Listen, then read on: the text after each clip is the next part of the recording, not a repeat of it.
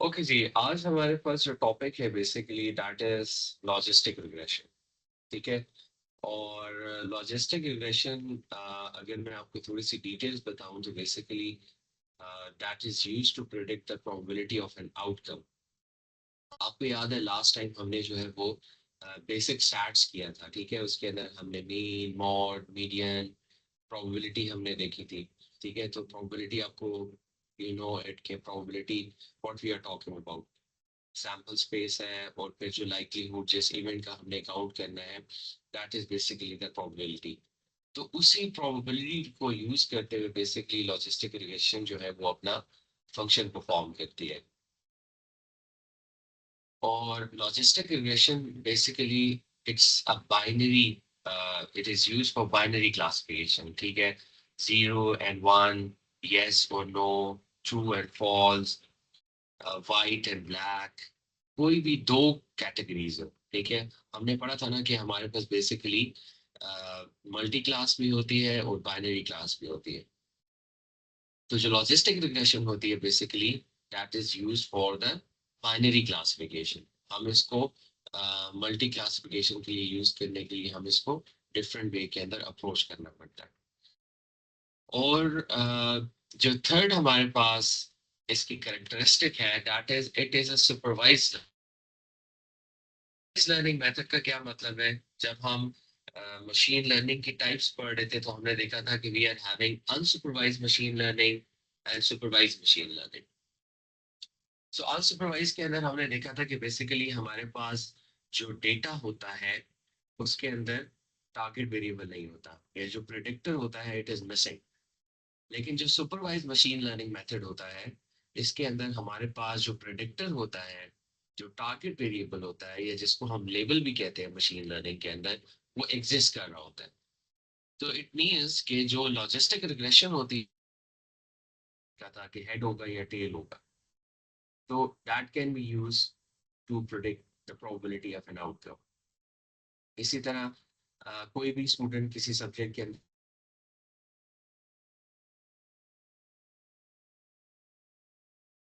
करेगा या नहीं करेगा। ठीक है, तो इस तरह के जितने भी आउटकम है बेसिक लॉजिस्टिक रिग्रेशन को यूज करते हुए इसको मॉडल कर सकते हैं। और that only use for the binary classification. ठीक है, हमारे पास जो क्लासेस हैं वो ओनली टू क्लासेस होनी चाहिए। And the third one is कि हमारे पास जो डेटा होगा वो हमारे पास सुपरवाइज मशीन लर्निंग का डेटा होना चाहिए, यानी a label should exist in that data. अच्छा, उसके बाद basically that is a generic use के हमारे पास जो डेटा सेट है that already contains outcomes to train the model. ठीक है, अगर हम कहें कि सुपरवाइज मशीन लर्निंग है तो ये वाला जो फोर्थ पॉइंट है that is always be true. ठीक है, कि उसके जो आउटकम्स हैं वो एग्जिस्ट करने चाहिए so that we can train the model. अच्छा, अब उसके बाद हम थोड़ा सा लॉजिस्टिक रिग्रेशन को जो है वो अंडरस्टैंड करते हैं। बेसिकली हमारे पास ये इक्वेशन होती है, और ये इक्वेशन कौन सी होती है जो कि मैंने ऑलरेडी आपको बताया था कि बेसिकली हम इसको क्या कह रहे होते हैं दैट इज अ मॉडल। ठीक है, कि मैंने आपको मॉडल बताया था कि basically this is a model. और मैंने आपको एक एग्जांपल भी दिया था कि नेटफ्लिक्स का एक डॉक्यूमेंट्री है सोशल डायलेमा। और उस सोशल डायलेमा के अंदर जो भी फेसबुक के ऊपर यूजर एग्जिस्ट करते हैं उनका मॉडल जो है वो वहां पे एग्जिस्ट कर रहा होता है। तो जब मॉडल वहां पे एग्जिस्ट कर रहा होता है तो वो उस यूजर को उसी तरह का कंटेंट दिखाता,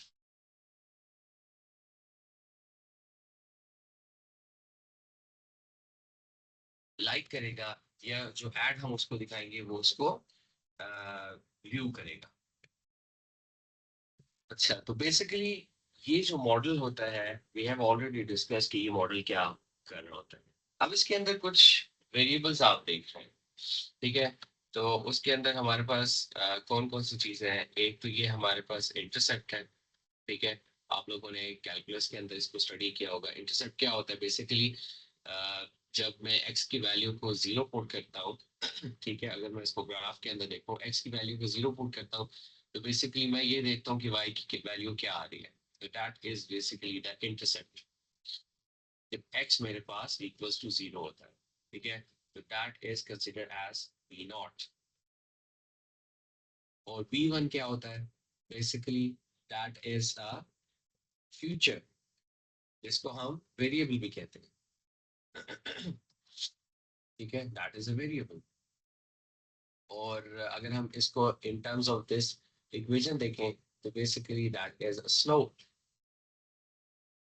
ठीक है, और x क्या है मेरे पास, x मेरे पास एक इंडिपेंडेंट वेरिएबल है, that is an independent variable जो कि प्रिडिक्ट कर रहा है y की वैल्यू को। Got it? तो इट मींस कि बेसिकली जो x है दैट इज द वेरिएबल, यह मेरे पास फीचर है डेटा सेट के अंदर जो कि प्रिडिक्टर की वैल्यू को प्रिडिक्ट कर रहा है, जो मुझे टारगेट वेरिएबल को बता रहा है कि इसकी जो टारगेट वेरिएबल है वो उसकी वैल्यू क्या हो। ठीक है, तो बेसिकली यहाँ से ये जो हमारी इक्वेशन है बेसिकली इसको हम रिप्रेजेंट कर सकते हैं, अगर करें तो it will be look like this. ठीक है, तो जहाँ x 0 होगा तो basically this is your v not, ये तो हो गया इंटरसेप्ट हो गया आपका। और बाकी जब हम इसको 0 कर रहे हैं तो मेरे पास क्या आता है v1x। तो अगर आप देखें कि मेरे पास y का और x का जो रिलेशनशिप बन रहा है that is a linear trend, ये लीनियर ट्रेंड है, इसलिए हमने इसको जो है वो एक लीनियर लाइन से जो है वो इसको हमने शो किया हुआ है। अगर मैं कंसिडर करूं कि मेरे पास जो y है वो नंबर ऑफ क्लेम्स है, ठीक है, और जो मेरे पास इंटरसेप्ट है वो बेसिकली मेरे पास, जो मेरे पास y है that is the number of claims. ठीक है, और उसके बाद जो मेरे पास इंटरसेप्ट आ रहा है वो 18 है, v1 is having a variable and then x मेरे पास जो है वो मेरे पास एज है। इट मींस कि जो नंबर ऑफ क्लेम्स है, नंबर ऑफ क्लेम्स कहाँ पे होते हैं, जब हम कोई इंश्योरेंस होती है, ठीक है, या कोई कफाला होता है, या हमारे पास फॉर एग्जांपल हॉस्पिटल इंश्योरेंस है, ठीक है, तो हम एज के साथ साथ उसको क्लेम कर सकते हैं। तो these are the different use cases के जहाँ पे हम नंबर ऑफ क्लेम्स को जो है वो यूज कर सकते हैं। अब इस इक्वेशन से हमें ये पता चल रहा है कि जो नंबर ऑफ क्लेम्स है that is a dependent variable, ये डिपेंड कर रहा है एज के ऊपर, that is dependent on the age, going to have different number of claims. ठीक है, इस डेटा पॉइंट के ऊपर, इस एज के ऊपर मेरे पास इतने नंबर ऑफ क्लेम्स हो सकते हैं, इस डेटा पॉइंट के ऊपर मेरे पास इतने नंबर ऑफ क्लेम्स हो सकते हैं, इस डेटा पॉइंट के ऊपर मेरे पास इतने नंबर ऑफ क्लेम्स हो सकते हैं, इस डेटा पॉइंट के ऊपर मेरे पास इतने नंबर ऑफ क्लेम्स हो सकते हैं। और अगर आप इसका ट्रेंड देखें तो basically it's look like a linear trend. It means कि जैसे जैसे एज इंक्रीज हो रही है, ठीक है, शोज कि हमारे पास जो डेटा है इट्स अ लीनियर ट्रेंड। और अगर हम इसको जो है वो विद रिस्पेक्ट टू प्रिडिक्शन अगर हम इसको देखें, तो बेसिकली हम अपनी इक्वेशन के अंदर ये वाली इक्वेशन या ये वाली इक्वेशन, हम इसको कोई एक एज देंगे, ठीक है, और उस एज के ऊपर हमें ये प्रिडिक्टेड वैल्यू देगा विच इज y। और इस केस के अंदर y जो है वो मेरे पास नंबर ऑफ क्लेम्स है। इट मीन्स कि कोई भी हम उसको एज,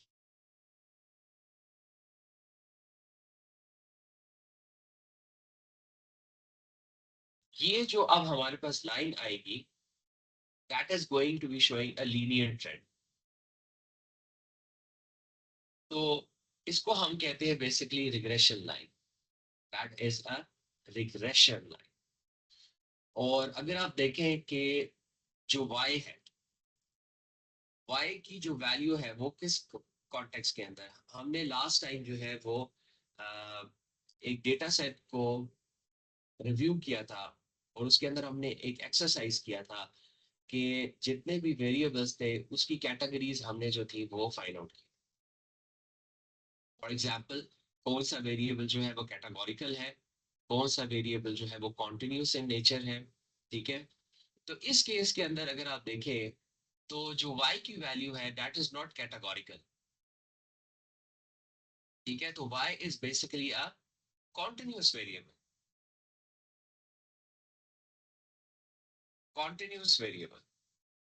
तो इट मींस कि बेसिकली जो रिग्रेशन होती है, या अगर हम इसको लीनियर रिग्रेशन करें, ठीक है, हम पढ़ तो लॉजिस्टिक रिग्रेशन रहे हैं, लेकिन लॉजिस्टिक रिग्रेशन बेसिकली रीमॉडल हुई हुई है या अडेप्ट हुई हुई है या एम्प्लॉय हुई हुई है यूजिंग द लीनियर रिग्रेशन। तो उस केस के अंदर हमने जो सबसे पहले जो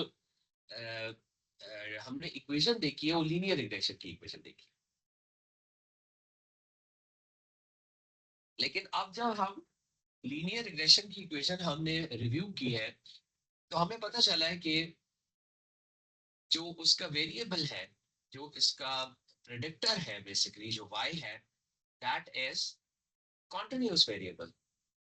अब जब वो कॉन्टिन्यूस वेरिएबल है तो बेसिकली वो क्लासेस तो प्रेडिक्ट नहीं कर सकता। लेकिन हमने जहां से लॉजिस्टिक रिग्रेशन की कैरेक्टरिस्टिक देखी थी तो उसके अंदर हमने ये पढ़ा था कि basically it is going to predict a class, and most specifically a binary class, 0 1 true false, uh, white black and so on।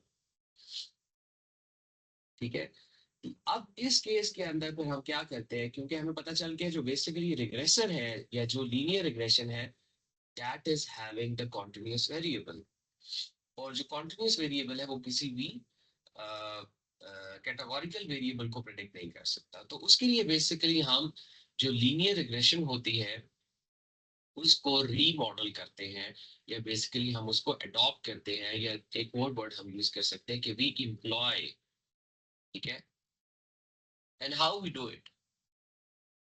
अच्छा, अब बेसिकली हम बात ये कर रहे हैं कि we need to transform the linear regression so that we can have outcome as a categorical variable। उसकी एग्जांपल क्या है कि will customer buy my product or not।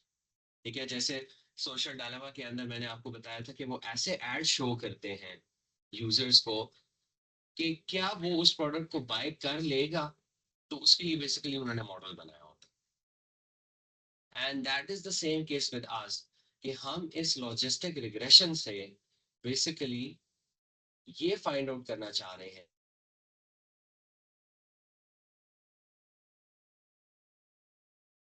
इसको बाय कर लेगा या नहीं करेगा। तो अगर हम इस तरह के डेटा को प्लॉट करें, ठीक है, उसका जो टारगेट वेरिएबल है उसको प्लॉट करें with respect to the independent variables, ठीक है, तो वो कुछ इस तरह का नजर आएगा जैसे हमारे पास इस ग्राफ के अंदर नजर आ रहा है।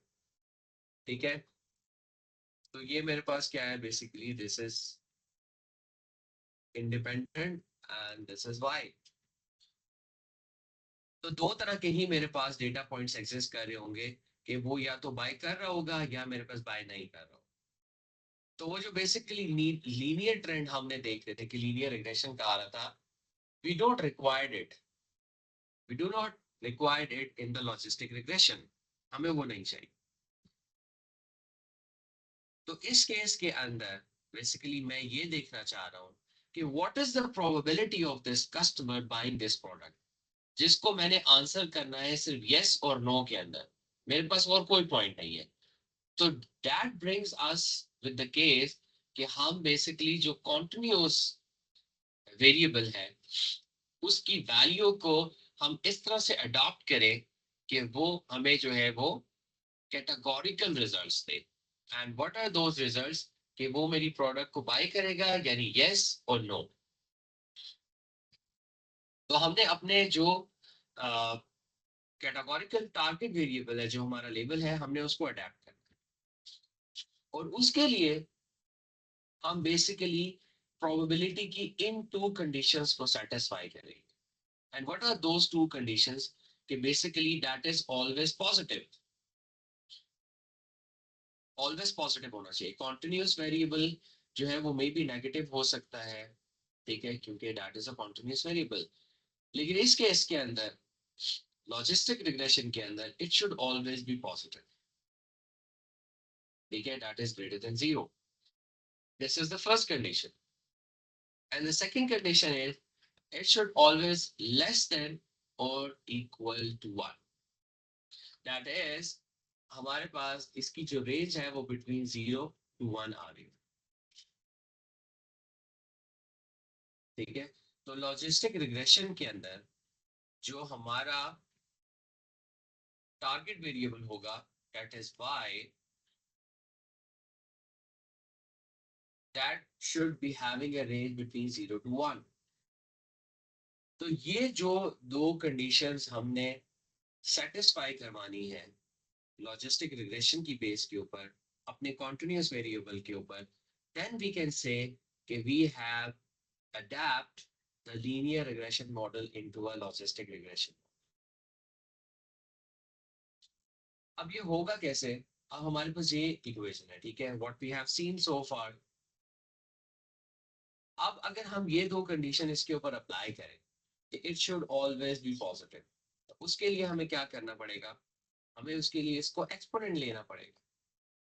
यानी जितनी भी हमारे पास y की वैल्यूज होंगी, we are going to take the exponent. So this is the first step. So we are trying to transform, हम transform कर रहे हैं इसको.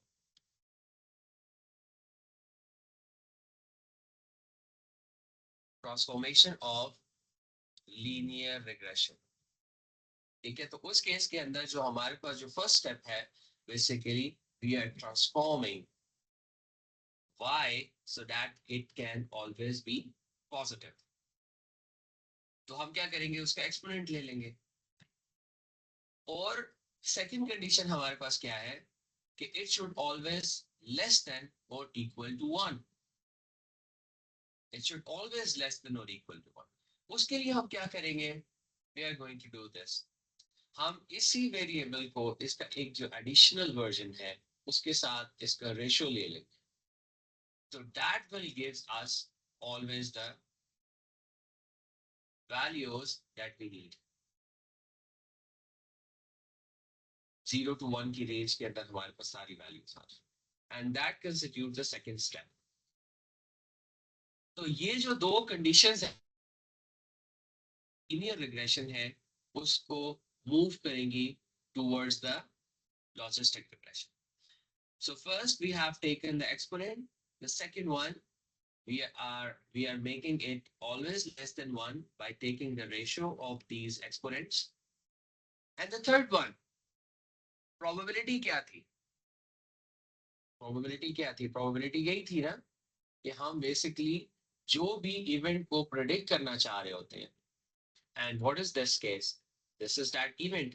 ये था ना इवेंट मेरे पास, y की वैल्यू को हम प्रेडिक्ट करना चाह रहे थे, और and the total sample outcome.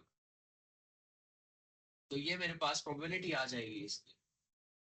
यानी जो इवेंट मैंने प्रेडिक्ट करना है उसको मैं डिवाइड कर दूंगा for all the sample space. So that gives us the probability of y. And probability of failure क्या होगी? 1 minus p.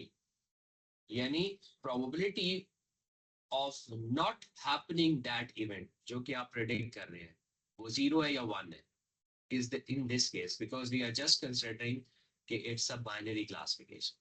So that is going to be the probability of failure, not happening this event, not happening of this event. और ये basically क्या हो सकता है? Pakistan India का match हो रहा है, पाकिस्तान विन करेगा या नहीं विन करेगा, ठीक है, according to all the sample spaces we can predict out like this. इसके ऊपर आप जो है वो टॉस वाला जो सैंपल स्पेस है वो भी लगा सकते हैं. एक हमने एग्जांपल की थी, शायद आपको याद हो, जब हम बेसिक्स ऑफ मशीन लर्निंग पढ़ रहे थे, कि हमने उस एल्गोरिथम को डॉग्स के इमेजेस दिए थे और कैट के इमेजेस दिए थे। फिर दूसरी हमने एक एग्जांपल पढ़ी थी जिसमें हमने बेसिकली ग्रीन एप्पल्स को प्रेडिक्ट किया था कि it is a green Apple और नॉट। तो उन सारे के सारे प्रॉब्लम्स के ऊपर जिनके ऊपर बाइनरी क्लासिफिकेशन एग्जिस्ट क्या होते हैं, और बेसिकली ये होते हैं कि we try to find out कि, कि कितना परसेंट चांस है कि ये इवेंट होगा, that is the percentage of happening this event, percentage of happening such an event, कि at what percentage of time my service is going to be provisioned for this user, कि कितने percentage of time जब user मेरे network के ऊपर connect होगा तो इसको सर्विस मिलेगी। इसको हम आउटेज भी कहते हैं। ठीक है, आप इसको वापडा के कॉन्सेप्ट के अंदर भी कर सकते हैं कि एक दिन के अंदर वापडा की जो सर्विस है यानी इलेक्ट्रिसिटी कितने परसेंटेज ऑफ टाइम जो है वो अवेलेबल रहेगी।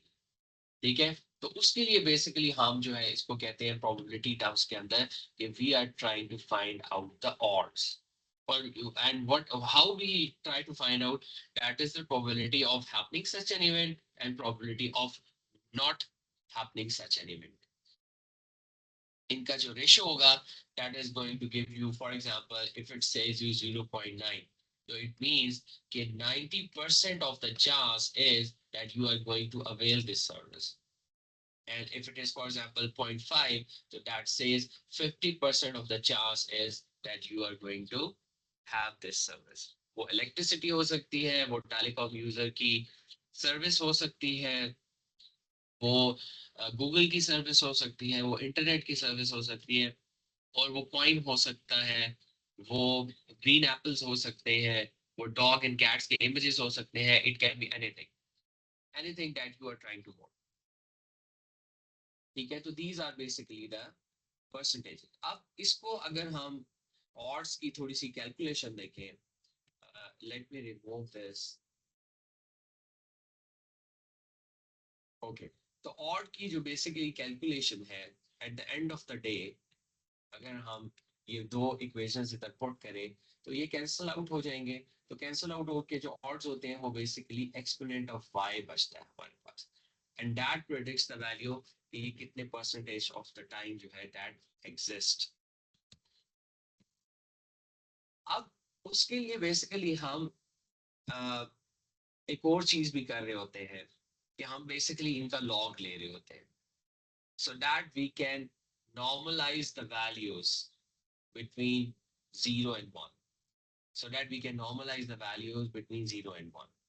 तो log ले लेते हैं हम इसका। तो बेसिकली अगर हम इसको देखें कि ये जो log है जो हमने लिया है इस टर्म का, तो अगर हम eight the end of the day workout करें बैक साइड के ऊपर, तो हमने यहाँ इसी इक्वेशन से स्टार्ट किया था। तो बेसिकली ये जो log लिया है हमने इसका log of y, तो that constitute this term। Values basically हमारे पास आएंगी इस इक्वेशन के थ्रू, वो हमारे पास yes and no, and this is what we wanted। लेकिन उससे पहले हमारे पास क्या हो रहा था कि we were having a linear trend, लेकिन आफ्टर दिस एडॉप्शन और जो भी हमने दो कंडीशंस जो थी वो हमने सेटिस्फाई की थी। एक, it should be always positive, greater than 0, and it should always be between 0 and 1। So ये जो हमने सारी ट्रांसफॉर्मेशन की है that is to obtain this curve। अब इस कर्व के अंदर जो भी वैल्यू आ रही होगी वो हमें बताएगी कि that is having yes or no। If it is, this is basically 1 and this is basically 0, और मिडल वैल्यू जो है वो बेसिकली यहाँ पे क्या होगी 0.5। तो इट मींस कि जो हमारी थ्रेशोल्ड है, इसको अगर हम थ्रेशोल्ड कहें, तो बेसिकली 0.5 से अबव जो वैल्यू होंगी दैट विल कंस्टिट्यूट यस, और 0.5 से जितनी भी वैल्यू लेस होंगी that will constitute as no. So this threshold is very important. ये जो थ्रेशोल्ड है, this is not only threshold for finding out yes or no, but finding out a very special case in all the use cases that we have considered. कोई भी जो भी हम real world problem के अंदर इस case को consider करेंगे तो उसके अंदर ये जो थ्रेशोल्ड वैल्यू होगी that is going to play a very important role. कैसे? अगर फॉर एग्जांपल हम अच्छा ये वही इक्वेशन है ठीक है जो हमारे पास पहले थी दैट इज वाई. ठीक है तो we are just taking the log. Okay अब देखिए आपके थ्रेशोल्ड वैल्यू इज 50% प्रोबेबिलिटी. यानी आप 0.5 से ऊपर जाएंगे तो दैट कंस्टिट्यूट अ यस, 0.5 से नीचे आएंगे तो that constitute a no class या रेड ग्रीन क्लास या black and white class 0 1 class whatever the case is. तो बेसिकली ग्रेटर देन 0.5 को हम कहेंगे कि दैट इज अ सक्सेस अगर हम प्रोबेबिलिटी टर्म्स के अंदर देख रहे हैं. और 0.5 से अगर लेस है तो वी आर गोइंग टू से कि that is a failure of that case. अब आप कंसिडर करें एक यूज केस. ठीक है यूज केस हमारे पास ये है and that is a security use case. ठीक है फॉर एग्जांपल आप कॉम साइट्स के गेट से जब एंटर होते हैं ठीक है तो आपका जो गार्ड होता है वो आपसे कार्ड चेक करता है. अगर जो कार्ड है वो आपके पास होता है तो वो आपको जाने देता है. अगर कार्ड नहीं होता तो वो आपसे कहता है no show me your card, आप इधर खड़े हो जाए. That is a security use case. यही केसेस इसी तरह का ही केस होता है that is on the network. Network के अंदर क्या केस होता है कि उनको जो है वो डीप इंस्पेक्शन उसकी कर रहा होता है. डीप इंस्पेक्शन का मतलब ये है कि वो जो आपकी कम्युनिकेशन का पैकेट है वो एक सॉफ्टवेयर के थ्रू पास आउट हो रहा है. वो सॉफ्टवेयर के ऊपर जाता है और उस सॉफ्टवेयर के ऊपर आपके पैकेट को एनालाइज करता है जिसको हम डीप इंस्पेक्शन कहते हैं. और वो आपके पैकेट के अंदर देखता है कि कोई इस तरह की चीज तो नहीं है जो कि हार्मफुल हो सकती है मेरे नेटवर्क के लिए. अगर नहीं होती तो वो उसको पास ऑन होने देता है. ठीक है अब ये जो यूज केस है बेसिकली अगर हम इसको अप्लाई करें कि क्या वो पैकेट अनॉमली है या वो पैकेट अनॉमली नहीं है तो दैट इज बेसिकली यस और नो. ठीक है और अगर हम इसी यूज केस के अंदर ये जो 0.5 की वैल्यू है इसको लेस कर दें. ठीक है यहाँ पे 0.1 है, यहाँ पे 0.2 है, फिर 0.3 है एंड 4. तो अगर हम इसको 0.5 से कम कर दें तो इट मींस कि वो जो पैकेट्स आ रहे हैं मैं उन सारे पैकेट्स को जो है वो चेक करूंगा. यानी अगर मैं इसको सेट करता हूँ 0.3 के ऊपर यानी 0.3 के ऊपर तो इट मींस कि 70% of the traffic I am going to check it. ठीक है and that would be possible success कि ये अनोमली है. तो दैट मींस कि जो मेरा नेटवर्क है दैट इज मोर सिक्योर. इसी तरह वो जो गेट कीपर है आपके कॉन्सर्ट्स के गेट के ऊपर वो भी अगर 70% ऑफ द स्टूडेंट्स को चेक करेगा तो इट मींस के that is having more security. अगर वो 50% ऑफ द स्टूडेंट्स को चेक करेगा तो दैट मींस के that is having a less security. तो ये जो थ्रेशोल्ड है बेसिकली ये मॉडल कर रही है आपके मॉडल की क्वालिटी को, उसकी परफॉर्मेंस को. अगर आप इस थ्रेशोल्ड को according to the data set set करेंगे तो आपका जो मॉडल है उसकी परफॉर्मेंस एनहांस हो जाएगी. ठीक है और अगर आप इसको लो सेट कर देंगे ठीक है तो उससे क्या होगा कि आपके फेलियर्स जो है वो बढ़ सकते हैं. you are going to have more failures. So this was a very important thing that I wanted to discuss कि threshold जो है वो इसी तरह से नहीं होती. It has a very significant impact on your model. तो ये था हमारा logistic regression. Before going next I want to take the questions. Let me open up your mics. अच्छा जी आप लोगों के कोई क्वेश्चन है तो you can ask me. Sir, ये जो आपने मिनी थोड़ा सा रिग्रेशन ऊंचा का बोले बात, एक मिनट आपकी आवाज बहुत कम आ रही है. सर मैं बोल रहा था कि अभी आपने जो linear regression y is equal to B naught plus k1x को चेंज किया लॉजिस्टिक रिग्रेशन में, तो मैं ये पूछ रहा था कि ये जो लॉजिस्टिक रिग्रेशन है शुरू कहाँ से हुई है, p is equal to e Y over e Y plus one से या उससे आगे से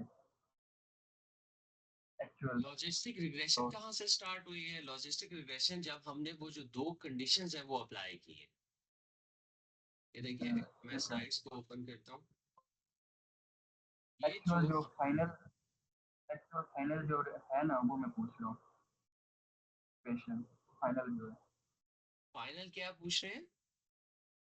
तो, आप ट्रांसफॉर्म कर रहे थे ना, तो काफी बीच में क्वेश्चन आए हैं, तो मैं पूछ रहा हूँ पहले फाइनल जो। आपकी जो आवाज है ना वो बहुत ज्यादा ऐसे रूम में से आ रही है मुझे, मतलब इन्वायरमेंट की आवाज ज्यादा आ रही है, क्लियर आवाज नहीं आ रही कि आप पूछ क्या रहे हैं। मुझे सिर्फ ये समझ आया कि आपने कहा है कि सर जो लॉजिस्टिक रिग्रेशन है वो स्टार्ट कहाँ से हो रही है।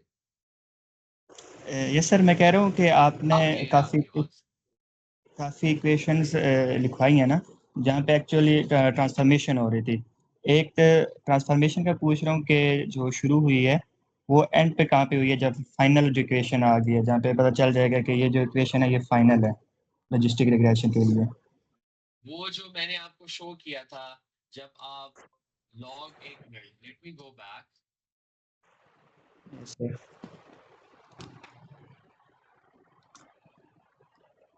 आप अपना माइक बंद कर दें बैठ। अच्छा एक Okay. मिनट, एक मिनट, मेरी स्लाइड जो है वो बैक नहीं जा रही है, let me go back. Okay, तो ये देखिए यहाँ से हमने दो कंडीशंस जो थे वो इसके ऊपर अप्लाई की थी, always positive and always less than और इक्वल टू जीरो। तो उसके लिए हमने ये दो स्टेप्स इसके ऊपर अप्लाई की थी, always positive and always less then one, और उसके ऊपर फिर हमने Yes, sir. प्रोबेबिलिटी अप्लाई की थी। यानी अब ये जो हमारे पास प्रोबेबिलिटी आएगी, अगर हम इसका लॉग ले लें, तो बेसिकली ये जो होगी, ये this is going to be the final equation that is giving us the value of yes and no. This is the final equation. यही आपका क्वेश्चन था। Yes, sir. ओके, बाकी किसी का कोई question? Everything is clear? Yes. Yes, sir. Okay, तो basically आज ये हमारा जो है वो डेटा है, ठीक है। अपना काइंडली माइक ऑफ करते हैं।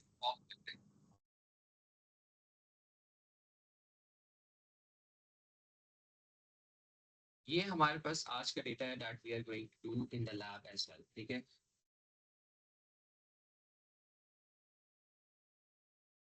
वो ये है कि वी वांट टू प्रेडिक्ट कि हमारे पास जो इंडिविजुअल है, एक इंडिविजुअल अगर बैंक के पास जाता है और वो लोन एप्लीकेशन जो है वो चेक करना चाहता है कि उसकी लोन एप्लीकेशन अप्रूव होगी या नहीं होगी, ठीक है। तो ये वो सारा डेटा है, ठीक है। बैंक ने जो है वो इसको आप समझ लें कि मेंटेन किया है इस डेटा को।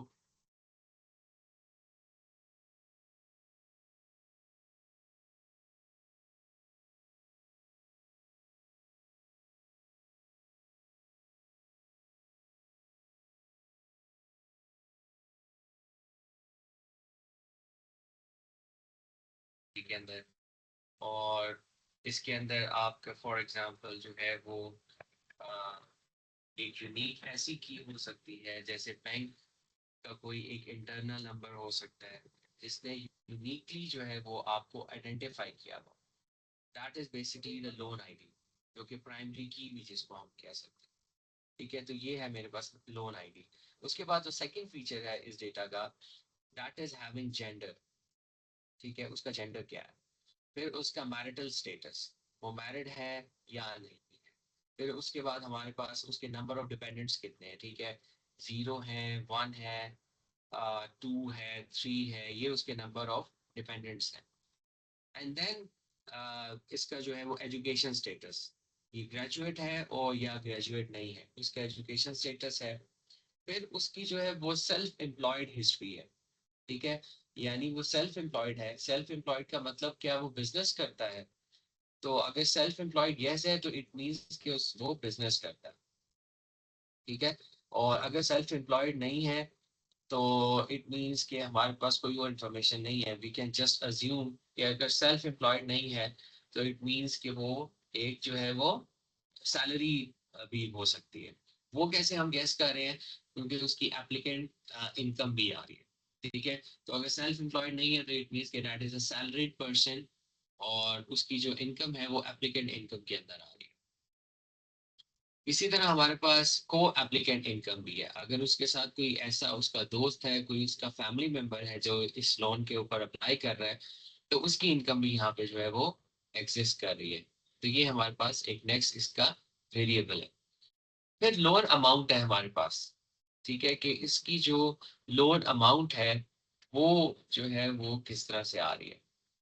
128 है, 66 है, may be it is in thousand, $128,000, ठीक है। और इसके बाद हमारे पास लोन अमाउंट टर्म आ रही है, ठीक है, यानी that could be in months, ठीक है। ये मेरे पास मंथ्स हो सकते हैं कि कितने मंथ्स के लिए उसने जो है वो ये लोन अमाउंट ली है या वो अप्लाई करेगा। फिर उसके पास क्रेडिट हिस्ट्री आ रही है। क्रेडिट हिस्ट्री अगर फॉर एग्जांपल उसकी 1 है तो इट मींस कि उसने पहले लोन लिया हुआ है, और अगर उसकी क्रेडिट हिस्ट्री 0 है तो इट मींस कि उसने पहले लोन नहीं लिया।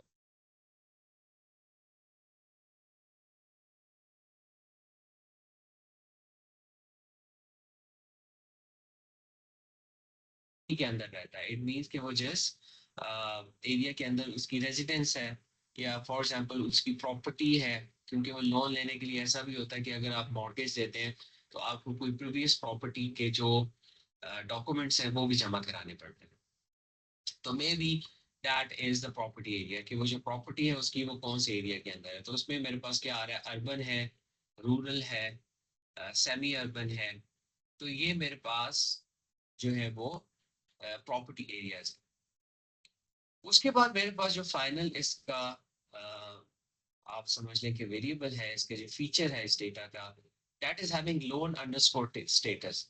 और बेसिकली ये वो वेरिएबल है जो कि बता रहा है कि इसकी एप्लीकेशन जो है अप्रूव हुई है, यानी यस है, या उसकी अप्रूव नहीं हुई यानी नो है। तो ये मेरे पास इस डेटा के फीचर्स है, ठीक है। अब इस डेटा को बेसिकली हमने एनालाइज करना है पहले, ठीक है, कि how the values of these features are distributing, ठीक है। अगर आप डेटा साइंस की लाइफ साइकिल जो कि मैं आपको पहले दिन से ही पढ़ा रहा हूँ, तो उसके अंदर आप देखें कि फर्स्ट स्टेप क्या होता था, डेटा एक्विजिशन होती थी। डेटा एक्विजिशन के बाद क्या होता था, प्री प्रोसेसिंग होती थी। प्री प्रोसेसिंग के बाद क्या होता था, एनालिसिस होता था, डेटा विजुअलाइजेशन होती थी, और उसके बाद मॉडलिंग होती थी, ठीक है। तो आज ये जो स्टेप्स हैं, 5 स्टेप्स, हम इसके ऊपर अप्लाई करेंगे। और मॉडलिंग के लिए बेसिकली हम क्या यूज करेंगे, we are going to use two class classification. और आज के लेक्चर के अंदर क्योंकि हमने लॉजिस्टिक रिग्रेशन पढ़ी है, और logistic regression is one of the two class classifier, तो हम इस डेटा के ऊपर बेसिकली लॉजिस्टिक रिग्रेशन को अप्लाई करेंगे। Got it. तो बेसिकली ये आज हमारी एक्सरसाइज है। उससे पहले कि हम इस एक्सरसाइज को स्टार्ट करें, आप लोगों की एक जो है वो क्लास असाइनमेंट मैं आपको दे रहा हूँ। आप लोगों ने इस डेटा की स्क्रीनशॉट ले लें, ठीक है। और आप लोगों ने मुझे बताना है कि सर ये जो डेटा हमारे पास है, इसके अंदर कौन से वेरिएबल जो है वो कैटेगोरिकल है, कौन से वेरिएबल जो है वो न्यूमेरिकल है, कौन से इंटीजर वेरिएबल्स हैं, कौन से टारगेट वेरिएबल है,